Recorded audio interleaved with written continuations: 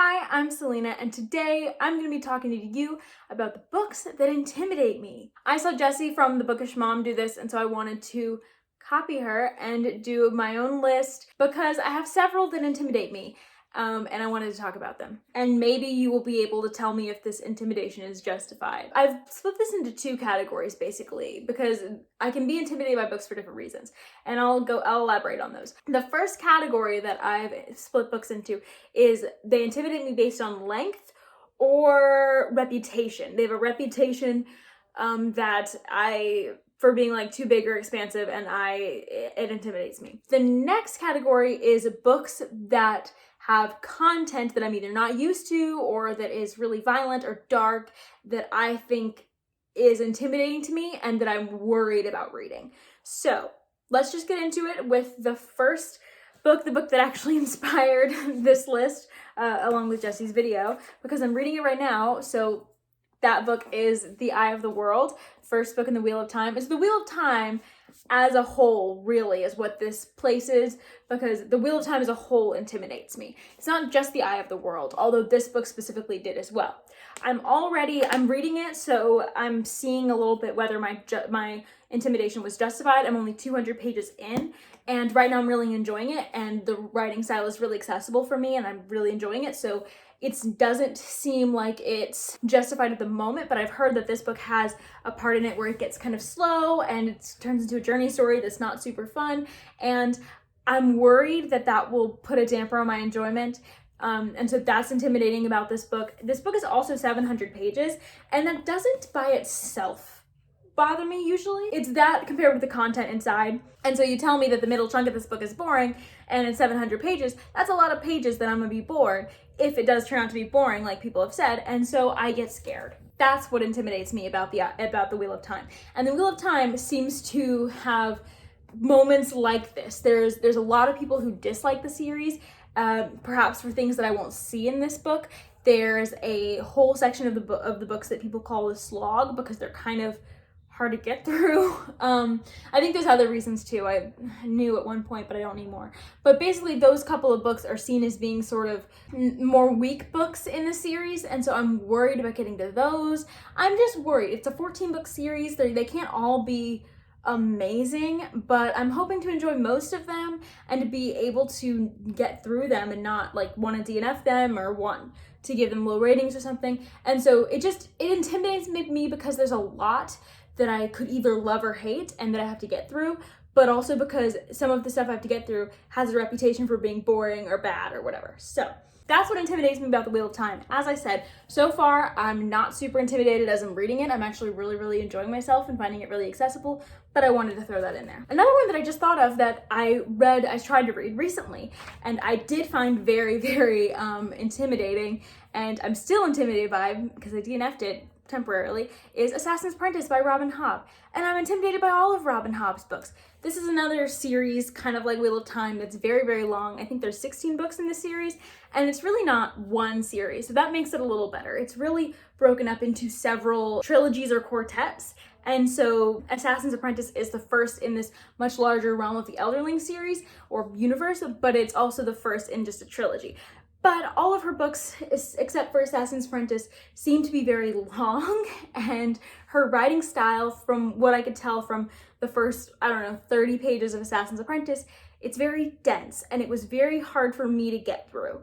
And I've also heard that her books are very character-driven, very slow, and that can be intimidating to me as well. You'll see that come up a couple times, I believe. Character-driven books do intimidate me because it's not what I tend to gravitate towards. I'm getting better about it, and I do love a lot of character-driven books, but it's very hit or miss whether I'll love a character-driven book.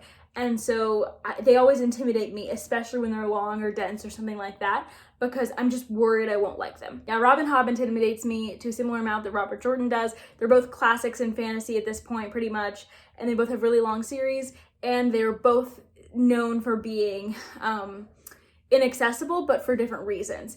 A lot of people love Robin Hobb's writing style and the way she writes characters, but I found it very dense and hard to get through personally. Like, it it was a lot of effort to get through her sentences, even though they're beautifully constructed. I don't know, I think I'll try to read the audiobook or something because it was a struggle. The next book on my list is The Ruin of Kings by, I don't remember who this is by. So this has been sort of going around some of BookTube recently. I've seen some people love it. I've seen some people absolutely hate it. I know that like Jessie May hated it, and I know that one of my favorite booktubers, I mean they're both my favorite booktubers, but one of my favorite booktubers who I feel like my tastes may align a little bit more with, Brightness Katie Reads, loves The Ruin of Kings.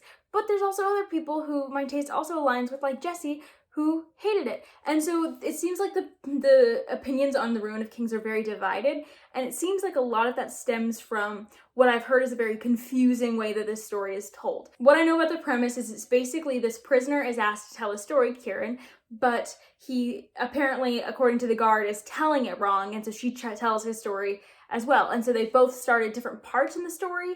And then you also have a soul swapping kind of magic system. And so there's people who can swap souls, and you think you're talking to one person, the person whose body you're speaking to, but it's actually someone else in their body. And so all of that, the multiple timelines, the kind of confusing way the story is told, plus this confusing magic system, intimidates me a lot because I really want to love this series because Brightness Katie Reads loves it so much. Katie loves it so much. But I've seen so many people complain about that stuff, and I'm just worried because I don't want to complain about it, but I might because I'm scared of my ability to read it. The next book on this list I think is a fantasy, and that's The Bone Season by Samantha Shannon. I think this book is adult, and I think it's fantasy. I know it takes place in an alternate Oxford, England. And then there is a kidnapping of the main character, and I don't know.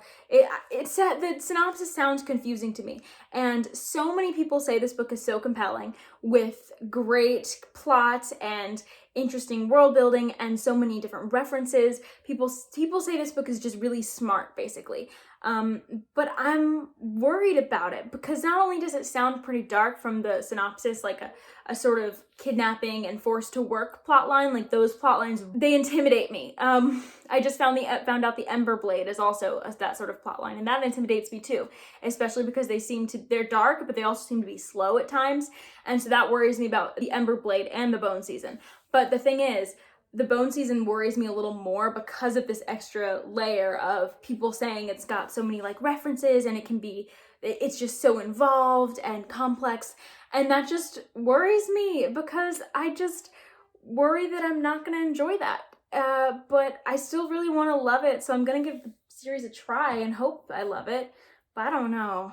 On a similar note, A Memory Called Empire intimidates me a lot. This is actually a sci-fi, and I've heard that it's a very political, slow, character-driven sci-fi about a ambassador who goes to a different world that is sort of a more conquering, empirical planet, and she finds out that the diplomat before her died, and so she's trying to navigate that and navigate this different culture, which she's very interested in, but also this is kind of an insidious empire, it seems like. And I've heard that it can be a little bit dense or not very beginner sci-fi, like kind of confusing, and that worries me. I've seen a lot of people since making this list be like, no, it's not that bad, but yeah, it worries me. So I don't know, I'm still gonna try it. It's probably the one that interests me the most on this list so far, from what I can tell. Yeah, I think it is. Yeah, absolutely. Because it just sounds like such an interesting premise, but it does worry me because of it being maybe too highbrow or too confusing. The next series that intimidates me is The First Law by Joe Abercrombie. And for this one, I specifically didn't put this in the content one because grimdark does intimidate me. It does. But that's not what intimidates me about this grimdark, because I've heard that Joe Abercrombie writes it in a way that is very accessible and is somehow lightened by his humor. And so that, I think, will help the content not be so graphic. And I've heard he doesn't talk about some of the stuff that I think is really hard about grimdark. And like, I don't mind torture so much. So I think that part of The First Law doesn't intimidate me. What intimidates me is how everyone says the first book is so character driven and is so plotless. And then I've heard people say the second book is better. I've heard people say the second book is worse with that. I don't know what I'm getting into with this series. No one knows how to describe it. When people have, it doesn't sound that interesting, but the characters sound really interesting. So it really is one of those series that you just have to read and see if you like the characters and if you can vibe with it. But I'm worried I won't be able to because it's such a character-driven book. And so I'm worried about that. As I said, character-driven books are hit or miss for me, so this worries me. I'm also pretty intimidated by the Broken Earth series by N.K. Jemisin. Oh my gosh, I can't believe I almost forgot N.K. Jemison's name. Anyways, this series definitely intimidates me because I've heard so many people say that the 5th season is confusing or hard to get through, similar to A Memory Called Empire, and I want to love this series so much because so many people do and so many people see its beauty, but I'm worried that her writing style, I'm just gonna be like too dumb for it. Or the content, I'm just gonna be it's gonna be too literary for me. That sounds so stupid because I do like literary fiction, and I'm not saying there's anything bad about literary writing. I'm not saying there's anything bad about writing if it's not literary, but I'm just worried that it won't be literary to my tastes, if that makes sense, because sometimes experimental writing I love and sometimes I don't. I don't know. I'm just worried about it because it's such a unique series, and sometimes when authors write things in a unique way, I may not like exactly what they do with it. So I'm just worried, but I'm hoping that it will be amazing. And the series that is on everybody's intimidating list, probably, who hasn't read it, Malazan, Book of the Fallen. I'm intimidated by you. This is like one of the most epic, expansive series ever, apparently, more than anything else. 10 books, they're all large. And I've heard that the first several books, again, are not his strongest. We see that in a couple of different series, so I'm worried that those first couple books will be hard for me to get through, and I won't make it to a part of the series that I actually enjoy, or that I can't enjoy the series at all. I'm also just intimidated by some books by just their size alone, like Insomnia by Stephen King is really thick, and it's fantasy, but it's not my type of fantasy generally. It's not high fantasy, so I'm worried about that. And then there is different classics that are really thick, like Les Mis, The Count of Monte Cristo, Anna Karenina, Vanity Fair. A lot of these sound really fun and like amazing books to read, but I'm terrified of them because they're so big. I'm just terrified a little bit of them. They intimidate me. So that's all the books that intimidate me due to their reputation or their length. Others that intimidate me due to their content. Let's go. The first two are actually YA, but I know they deal with kind of hard content. The first one is Parachutes by someone whose name I do not know. I'm so sorry. It'll be on the screen. But Parachutes, I know, is a YA contemporary, and it deals with sexual abuse. And that topic is very hard for me to read about, and so I'm very intimidated by this. I have read YA about it before, and I've read adult about it before, and I tend to have better luck with YA because of how YA handles it and doesn't go into too much graphic detail, but it's still hard to read about in any capacity for me, so I am just worried about the content of this one. It does intimidate me.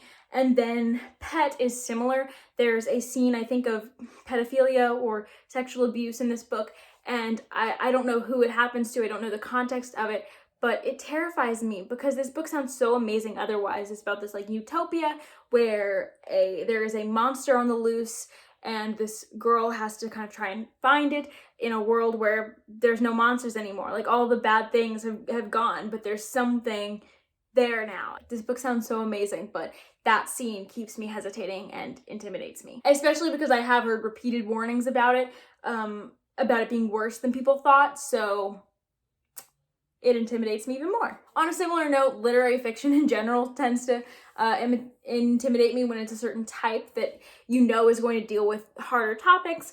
I know that there's some, like a lot of Frederick Bachman, he does deal with harder topics, but you know there are still gonna be mostly feel good in the end, and some literary fiction I just don't know that that's going to be the case with. I don't know whether it's going to make me feel good or whether it's going to be really, really hard to read. My Dark Vanessa was one that was really, really hard to read, and I had to DNF it, and it may have had a hopeful ending, I don't know, but there's a lot of literary fiction that I'm interested in that is more in that mold than they are in some sort of Frederick Bachman books mold, and so those intimidate me. The ones that I've compiled here are The Great Alone by Kristen Hanna, Homegoing by Yaa Gyasi, and The Mothers by Britt Bennett. Those I've heard have some dark content in them, and I'm scared. Horror also scares me a little bit, but I don't know why, because when I read horror, I'm not that scared. Like, I haven't read too much horror, and a lot of it isn't like hardcore horror, but when I've read hardcore horror before, I haven't been scared. So really, like, logically this shouldn't be on my list, but sometimes horror does scare me, specifically Nick Cutter's books. I really want to read The Deep by Nick Cutter, but I've heard so many things about Nick Cutter's books like messing people up that I'm terrified. So I don't know if it's all horror or if it's just specifically him.